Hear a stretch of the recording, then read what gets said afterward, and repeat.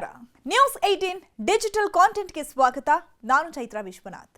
ವಾಗ್ಮಿ, ಚಿಂತಕ, ಅಂಕಣಕಾರ, ಬರಹಗಾರ ಚಕ್ರವರ್ತಿ ಸೂಲಿಬೆಲೆಯ ಭಾಷಣಗಳು ಅಂದ್ರೇನೆ ಹಾಗೆ.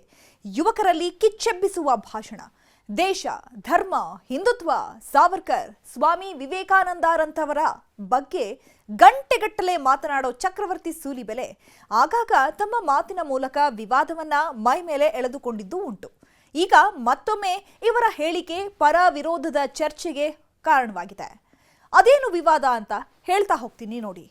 ಇನ್ನು ಹಿಂದೂ ಯುವಕರು ಅನ್ಯ ಧರ್ಮದ ಯುವತಿಯರನ್ನ ಮದುವೆ ಆಗಬೇಕು ಅಂತ ವಾಗ್ಮಿ ಚಕ್ರವರ್ತಿ ಸೂಲಿಬೆಲೆ ಮಂಗಳೂರಿನಲ್ಲಿ ಕರೆ ನೀಡಿದ್ದೇ ಈಗ ವಿವಾದಕ್ಕೆ ಕಾರಣವಾಗಿತ್ತು.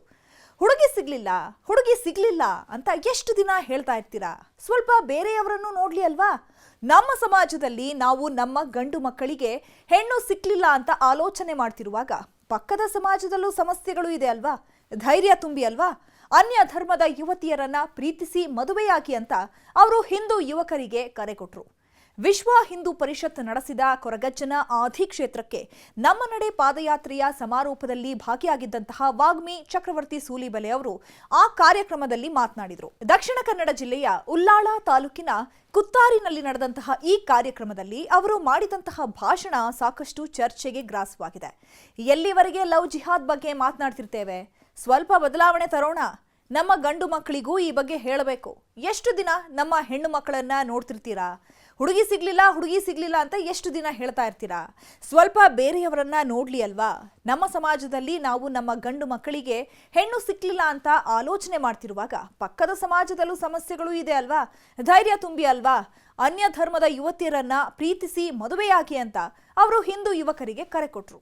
ಇನ್ನು ಆರಂಭದಲ್ಲಿ ನಮ್ಮ ಹೆಣ್ಣು ಮಕ್ಕಳನ್ನ ಲವ್ ಜಿಹಾದ್ ಮೂಲಕ ಮದುವೆ ಆಗ್ತಾ ಇದ್ರು, ಮತಾಂತರ ಮಾಡ್ತಾ ಇದ್ರು. ಈಗ ಹಿಂದೂ ಯುವತಿಯರು ಎಚ್ಚೆತ್ಕೊಂಡಿದ್ದಾರೆ. ಹಾಗಾಗಿ ಹೆಸರನ್ನೇ ಬದಲಾಯಿಸಿ ಹಿಂದೂ ಹೆಸರು ಇಟ್ಕೊಂಡು ಪ್ರೀತಿಯ ನಾಟಕವಾಡಿ ಮತಾಂತರ ಮಾಡ್ತಿದ್ದಾರೆ ಅಂತ ಸೂಲಿಬೆಲೆ ಆರೋಪಿಸಿದ್ರು. ಅನೇಕ ರಾಜ್ಯಗಳಲ್ಲಿ ಮುಸ್ಲಿಂ ಯುವಕರು ಹಿಂದೂ ಹೆಣ್ಣು ಮಕ್ಕಳನ್ನ ಓಲೈಸಿ ಕರ್ಕೊಂಡು ಹೋಗಿ ಅತ್ಯಾಚಾರ ಎಸಗಿ ಆ ಕೃತ್ಯವನ್ನ ವಿಡಿಯೋ ಮಾಡಿ ಇಟ್ಕೊಂಡು ಹೆದರಿಸಿ ಮತಾಂತರ ಮಾಡುವ ಕೃತ್ಯಗಳೂ ನಡೀತಾ ಇವೆ ಅಂತ ಸೂಲಿಬೆಲೆ ಆರೋಪಿಸಿದ್ರು. ಸೂಲಿಬೆಲೆ ಅವರ ಈ ಹೇಳಿಕೆ ಅನ್ಯ ಧರ್ಮದ ಯುವತಿಯರನ್ನ ಪ್ರೀತಿಸಿ ಮದುವೆಯಾಗುವಂತೆ ಸೂಚಿಸುತ್ತೆ ಎಂಬ ಚರ್ಚೆಗಳು ಈಗ ಆರಂಭ ಆಗಿದೆ. ಚಕ್ರವರ್ತಿ ಸೂಲಿಬೆಲೆ ಭಾಷಣಕ್ಕೆ ಡಿವೈಎಫ್ಐ ಮುಖಂಡ ಮುನೀರ್ ಕಾಟಿಪಳ್ಳ ತೀವ್ರ ಅಸಮಾಧಾನವನ್ನ ವ್ಯಕ್ತಪಡಿಸಿದ್ದಾರೆ, ವಿರೋಧವನ್ನ ಸಹ ವ್ಯಕ್ತಪಡಿಸಿದ್ದಾರೆ. ಎಲ್ಲಿಯವರೆಗೂ ಲವ್ ಜಿಹಾದ್ನ ಬಗ್ಗೆ ಮಾತಾಡ್ತಾ ಇರೋಣ, ಸ್ವಲ್ಪ ಬದಲಾವಣೆ ತರೋಣ. ನಮ್ಮ ಮಕ್ಕಳಿಗೂ ಹೇಳೋಣ, ಗಂಡ್ ಮಕ್ಕಳಿಗೂ ಹೇಳೋಣ. ಎಷ್ಟು ದಿನ ಅಂತ ನಮ್ದೇ ಹೆಣ್ಮಕ್ಳನ್ನ ನೋಡ್ತಿರ್ತೀಪ? ಹುಡುಗಿ ಸಿಗ್ಲಿಲ್ಲ ಅಂತ ಎಷ್ಟು ದಿನ ಅಂತ ಹೇಳ್ತಿರ್ತೀಯ? ಸ್ವಲ್ಪ ಬೇರೆಯವ್ರನ್ನು ನೋಡಲ್ಲ. ನಮ್ಮ ಸಮಾಜದ ಗಂಡು ಮಕ್ಕಳಿಗೆ ಹೆಣ್ಣು ಸಿಗ್ಲಿಲ್ಲ ಅಂತ ಆಲೋಚನೆ ಮಾಡ್ತಾ ಇರುವಾಗ ಪಕ್ಕದ ಸಮಾಜದಲ್ಲೂ ಸಮಸ್ಯೆಗಳಿದೆಯಲ್ಲ, ಧೈರ್ಯ ತುಂಬ್ರಲ್ಲ. ಮಿತ್ರ, ಈ ಸವಾಲುಗಳನ್ನ ನಾವು ಎದುರಿಸಬೇಕು ಅಂತಂದ್ರೆ ಅಗ್ರೆಸಿವ್ ಮಾರ್ಗದಲ್ಲಿ ಹೋಗಬೇಕೇ ಹೊರತು ಇನ್ನು ನಾವು ಡಿಫೆನ್ಸ್ ಅಲ್ಲಿ ಆಡಿದ್ರೆ ಆಗೋದಿಲ್ಲ ರೀ. ನಮ್ಮಲ್ಲಿ ಯಾರನ್ನ ಬೇಕಾದ್ರೂ ಮದುವೆ ಆಗಬಹುದು. ಯಾವ ಧರ್ಮ, ಯಾವ ಜಾತಿಯವರನ್ನ ಬೇಕಾದ್ರೂ ಮದುವೆ ಆಗಲು ನಮ್ಮ ಸಂವಿಧಾನ ನಮಗೆ ಹಕ್ಕನ್ನ ನೀಡಿದೆ. ಅದನ್ನ ಸೂಲಿಬೆಲೆ ಹೇಳಬೇಕಾಗಿಲ್ಲ. ಮುಸ್ಲಿಂ ಹೆಣ್ಣು ಮಕ್ಕಳನ್ನ ಹಿಂದೂಗಳು, ಹಿಂದೂ ಹೆಣ್ಣು ಮಕ್ಕಳನ್ನ ಮುಸ್ಲಿಮರು ಪರಸ್ಪರ ಒಪ್ಪಿಗೆ ಇದ್ರೆ ಮದುವೆಯಾಗಲು ಯಾವುದೇ ಸಮಸ್ಯೆಗಳಿಲ್ಲ. ಮುಸ್ಲಿಮರ ವಿರುದ್ಧ ದ್ವೇಷ ಹುಟ್ಟಿಸಲು ಹೇಳಿಕೆ ಕೊಟ್ಟಿದ್ದಾರೆ. ಶಾಂತವಾಗಿರುವ ದಕ್ಷಿಣ ಕನ್ನಡದ ಸ್ಥಿತಿ ಕೆಡಿಸಲು ಈ ಹೇಳಿಕೆಯನ್ನ ಕೊಟ್ಟಿದ್ದಾರೆ.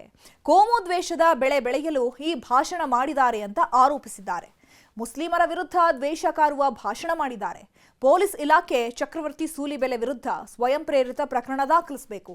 ಇನ್ನು ಸೂಲಿಬೆಲೆಯನ್ನ ಬಂಧಿಸಬೇಕು. ಕಾರ್ಯಕ್ರಮ ಆಯೋಜಕರಾದಂತಹ ವಿಎಚ್ಪಿ ಭಜರಂಗದಳ ವಿರುದ್ಧ ಕಾನೂನು ಕ್ರಮ ಕೈಗೊಳ್ಳಬೇಕು ಅಂತ ಮುನೀರ್ ಈಗ ಆಗ್ರಹಿಸಿದ್ದಾರೆ. ಚಕ್ರವರ್ತಿ ಸೂಲಿಬೆಲೆ ಹೇಳಿಕೆ ಈಗ ತೀವ್ರ ಚರ್ಚೆಗೆ ಎಡೆಮಾಡಿಕೊಟ್ಟಿದ್ದು, ಒಂದಷ್ಟು ಜನ ಸೂಲಿಬೆಲೆ ಪರ ಬ್ಯಾಟ್ ಬೀಸಿದ್ರೆ, ಕೆಲ ಜನರು ಕೋಮು ಸೌಹಾರ್ದತೆಗೆ ಧಕ್ಕೆ ತರುವ ಹೇಳಿಕೆಯನ್ನ ಕೊಡಬಾರದು ಅನ್ನುವ ಅಭಿಪ್ರಾಯವನ್ನ ವ್ಯಕ್ತಪಡಿಸಿದ್ದಾರೆ. ಒಟ್ನಲ್ಲಿ ಚಕ್ರವರ್ತಿ ಹೇಳಿಕೆ ಈಗ ವಿವಾದದ ಕಿಡಿ ಹೊತ್ತಿಸಿದ್ದು, ಮುಂದೆ ಯಾವ ಸ್ವರೂಪವನ್ನ ಪಡೆದುಕೊಳ್ಳುತ್ತೆ ಅನ್ನೋದನ್ನ ಕಾದು ನೋಡಬೇಕಿದೆ.